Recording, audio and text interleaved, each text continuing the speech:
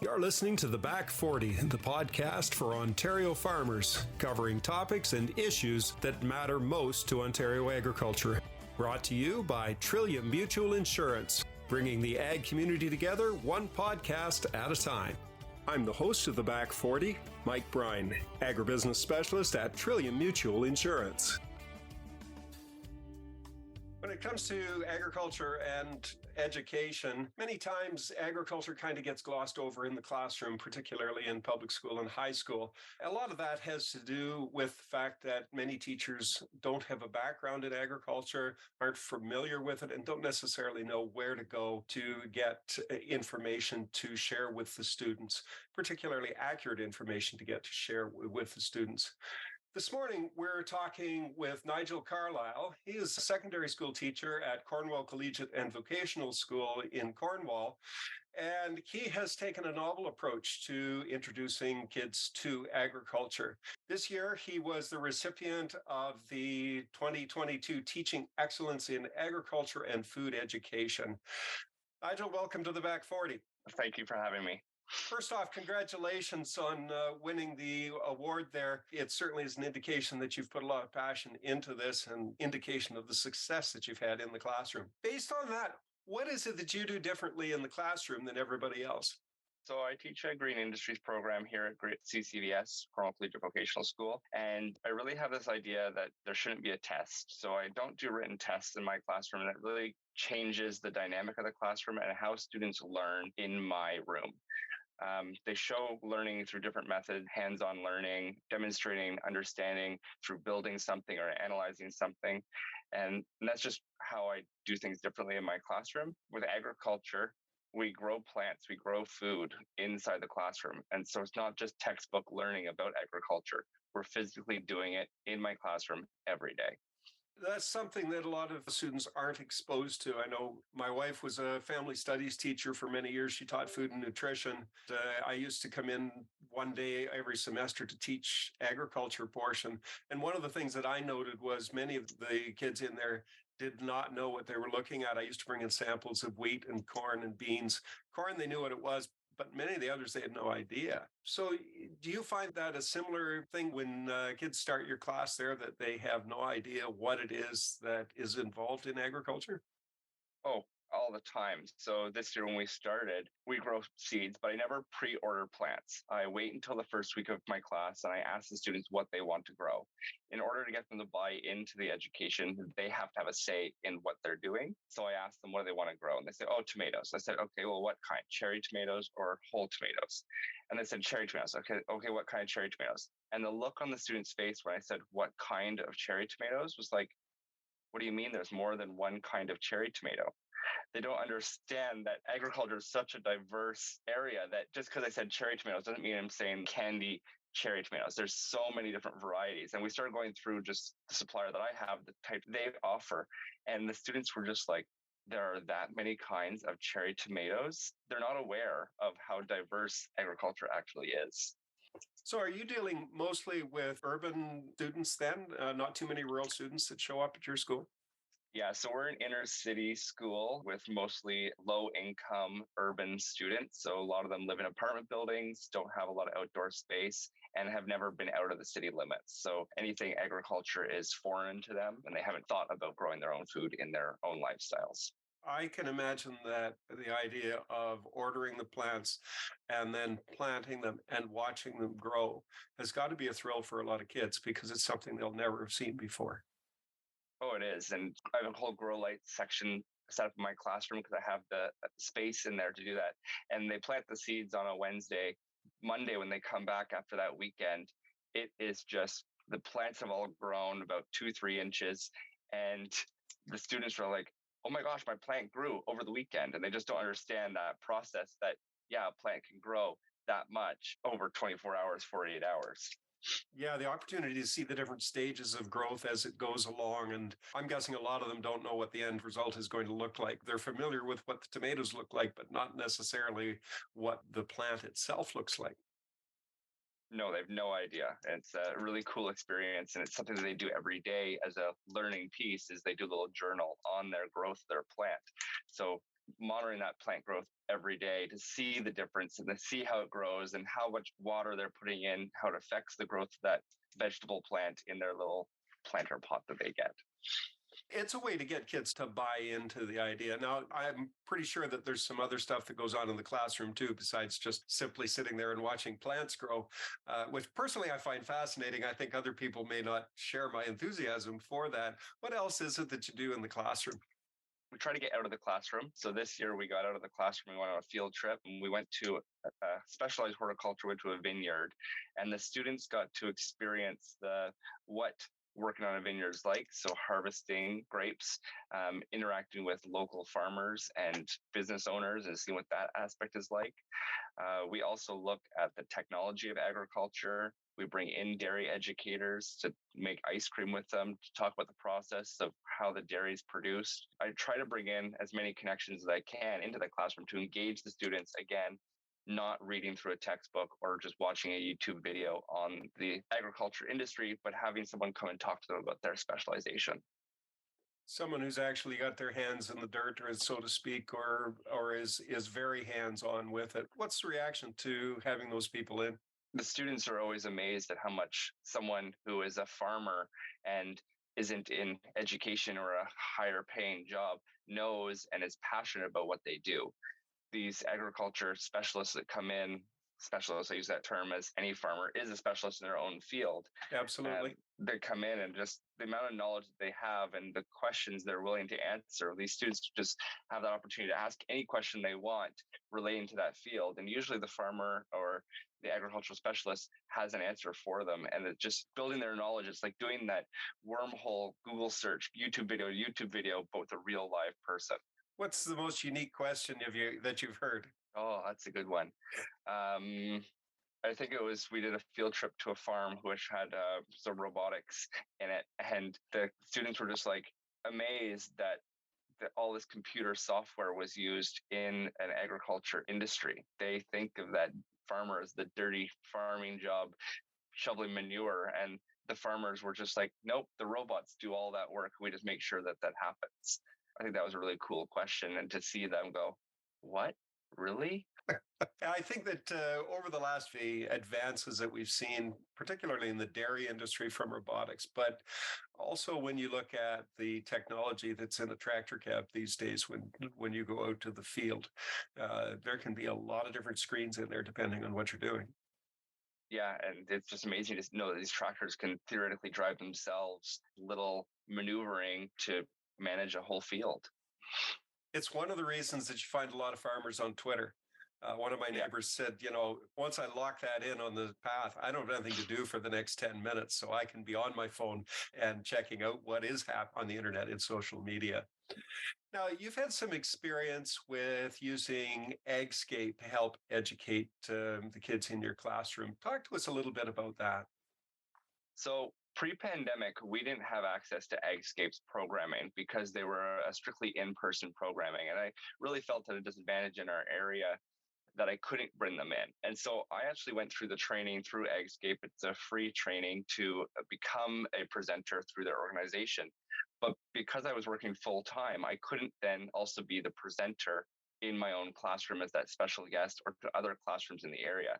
So this was one really positive thing that came out of the pandemic is their whole programming switched to a virtual model. And I was then able to access their programming for in my classroom. So it's the first time I was able to bring them in was during that pandemic because that organization was forced to go virtually. I have done dozens of presentations through AgScape out of their catalog of presentations from local food security, animal farming.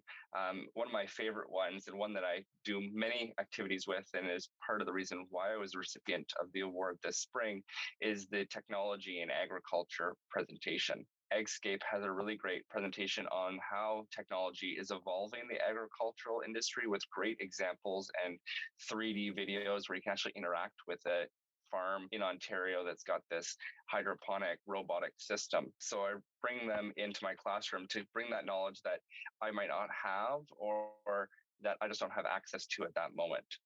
So that technology one is a really cool one.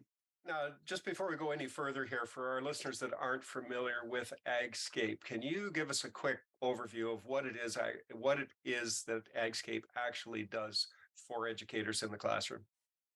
For sure. So AgScape has a few different programs, and the most popular one is the Teacher Ambassador Program. Within this Teacher Ambassador Program, you get a qualified educator to join your classroom virtually, and they walk you through a lesson plan of your choosing as a teacher. So again, I go on to their website and request a lesson on one of their activities in their catalog. And every year I do the technology one, but I also pull another one, and it's free for teachers to bring into their classroom. And it's a really great opportunity because they take over the programming. They have little activities for you to do, and they are there to answer questions, and they're there to bring those specialists into your classroom. It's great for a teacher who has really no idea what agriculture is, but wants to start introducing it at any age into the classrooms. This year, they are starting to do more elementary programming. So it's really great to start broadening their clients that they can reach out to. Yes, and as you mentioned there, before the pandemic, this was all done by teacher ambassadors that came right directly into the classroom. And with the pandemic, as a lot of us have done, they made that switch to being able to come in virtually, which has really expanded the reach that they have. Something that being in Eastern Ontario, there may be fewer of them than there are in my area. It's harder to get one to come directly into your classroom. And if they take away that travel time, it means that they can be a lot more productive in a day as well, rather than having to travel between different schools in order to present the lesson plans there. Now, you talked about technology, and of course, we know technology is becoming more and more prevalent through agriculture. It's one of the most highly technological industries you're going to find anywhere there.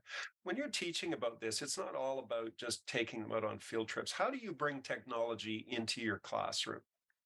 So my other area of teaching is computer science and communication technology. So I love to have technology around me and computers around me. So I make sure to bring that into every one of my classrooms. There's skill set Ontario competencies or Ontario skills passport, and one of them is computer use and digital use of material. And so I make sure to bring that aspect into my classroom as well. My green industries class focuses on a variety of different things. Right now, we're making 3D models of house landscapes specifically for someone who likes to cook. So we're making a 3D model on the computer of what we would design our backyard to look like to include vegetable gardens. That's one aspect I use computers for. Another one is that robotics. So I have a set of Lego robotics, Lego Mindstorm EV3, and all of our schools in our board have access to these robots. And I use that to build on to the presentation that AgScape presents. So I have AgScape come in and introduce the idea of technology in agriculture, the self-driving robots, the automated milkers. And then my students actually get to go and build a robot and do an agriculture simulation to create and code robots to do this by themselves autonomously. And it's a really cool experience to see their connection to this real world, to doing it in the classroom, and then potentially getting on a field trip to actually go see that live robot in action.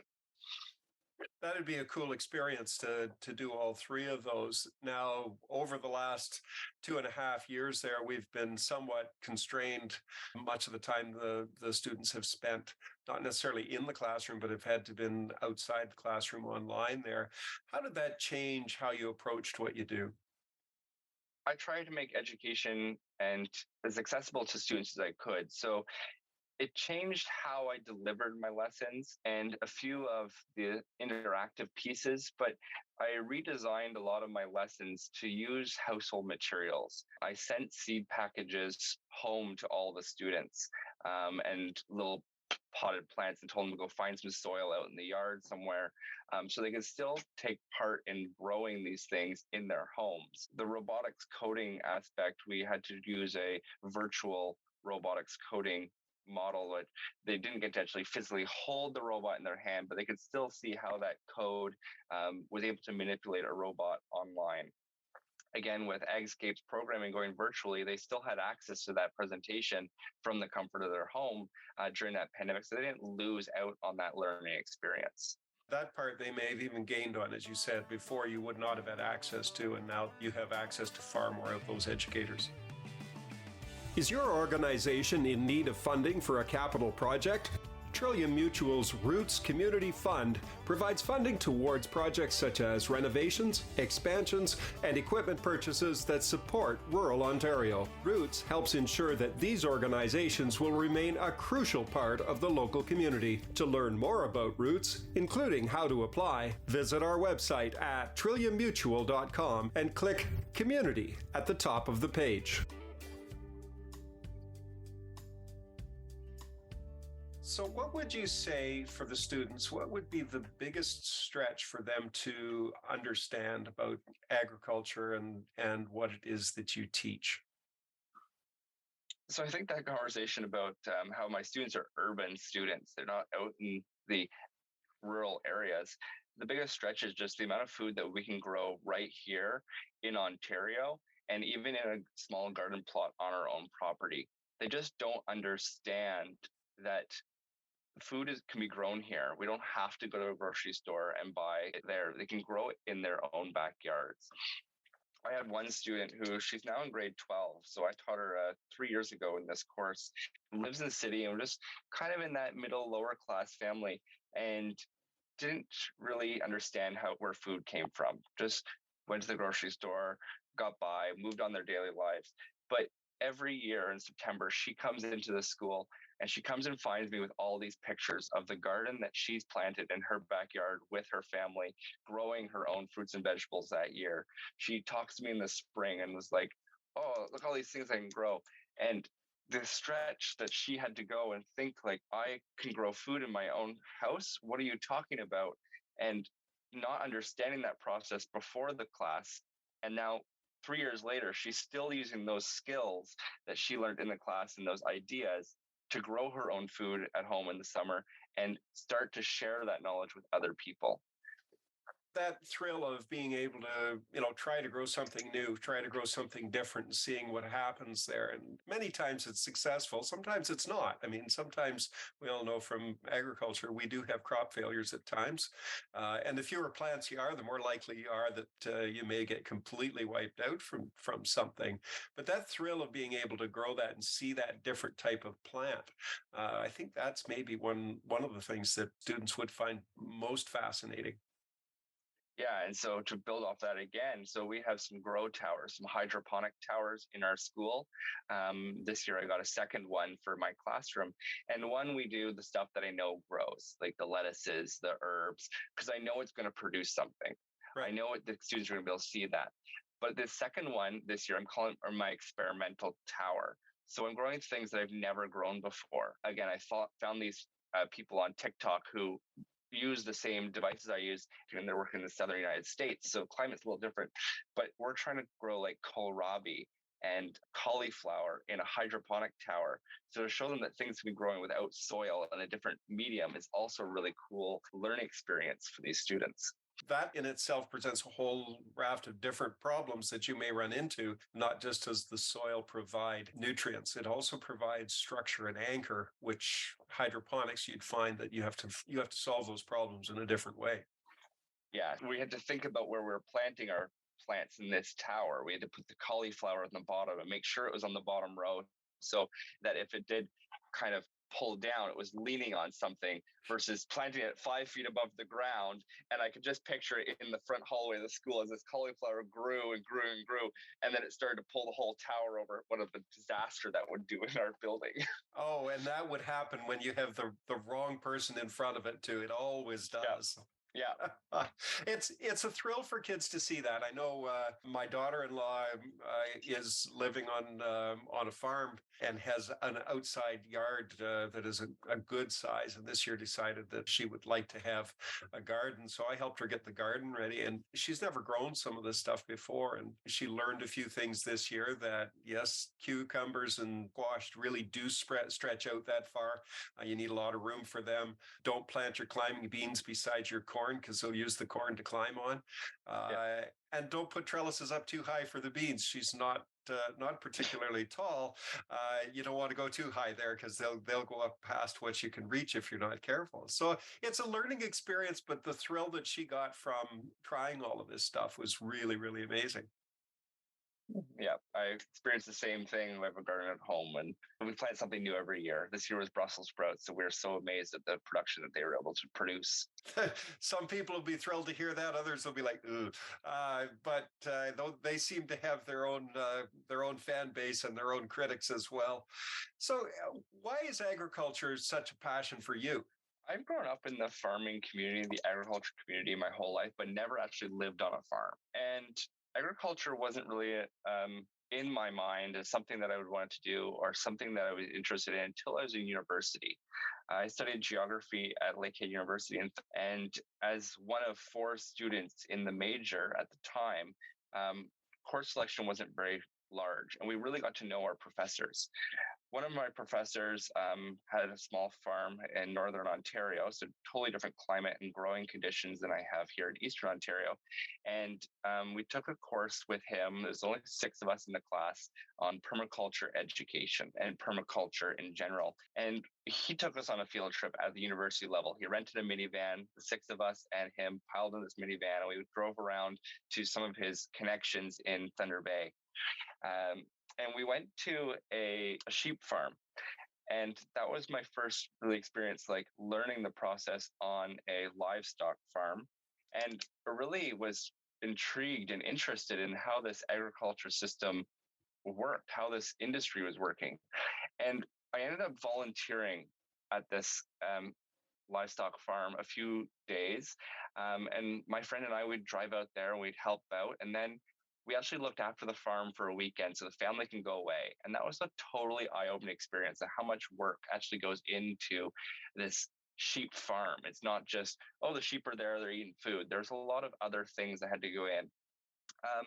And so that was the first little spark to this agriculture education, this agriculture interest of mine. Once I started in my career path, I attended the Ontario Council of Technology Education Conference in Toronto, and that's where I first heard about AgScape. And the first time I was like, oh, I can really get into this and bring them into my classroom. And once they went virtual, I was like, this is what I need to do. I need to start bringing them into my classroom. I need to start expanding my knowledge of agriculture education so then I can start sharing the knowledge with my students. That little spark from that course that I took randomly at university sparked that interest inside of me. That's just grown and grown and grow. And now I'm fully immersed in agriculture education and the agriculture community around me because I have a connection to it and I'm interested in it and I want to know more. And so that's really how agriculture started for me.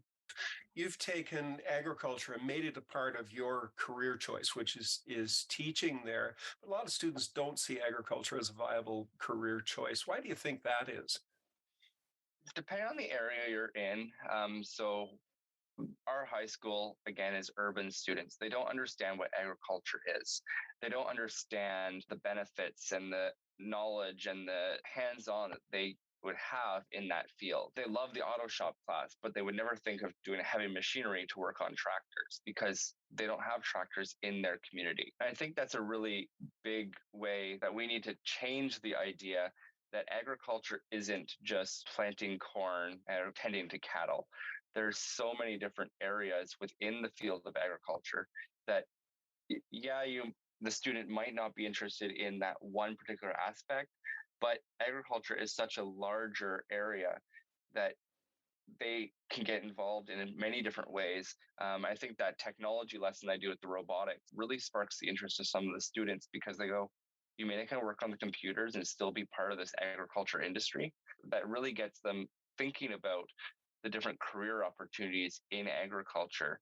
But when we look at the demographics of Ontario, the population of our cities is just growing. And so those students are being pulled further and further away from their agricultural heritage and roots and understanding what the industry of agriculture actually is. Yeah, we talked to the dean of the Ontario Agricultural College, Rene Van Acker, and one of the points that he made was we're simply not going to be able to fill all of the job and career opportunities there are with kids that come off the farm. We make up maybe 1% of the population. A lot of those kids will decide that they're not going into agriculture anyway. They have other interests as well.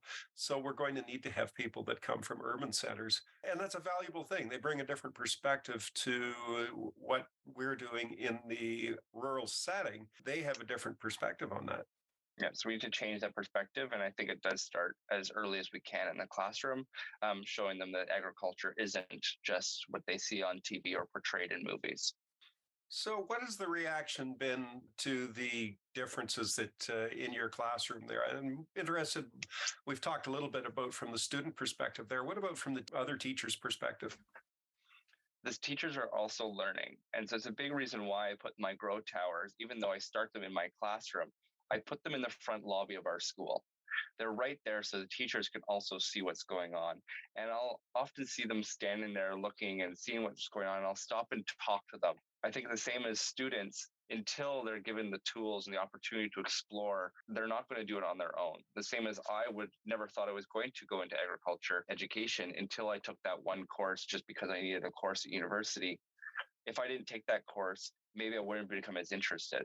If a teacher around my building or in other schools doesn't take that first step into growing a plant in their classroom, bringing in a presenter from AgScape, or reaching out to a community member that's in agriculture industry, they also aren't going to learn what the agriculture industry is and how to bring it into their own classrooms. Right along that idea there, if a teacher wanted to implement a program similar to what you're doing in your classroom, how would you go about getting started with that? Start small. So this is my fifth year in this school and fifth year growing this program. The first year was just planting seeds in the classroom. We planted some seeds. Every kid got a little 6 cell and they planted a seed. That's all you need to do to start. That is going to spark the interest in you and in their students and grow from there. I didn't get my grow tower till the second year of teaching the program. That was through, okay, this is going to work. How do I grow my program, and what's the next step?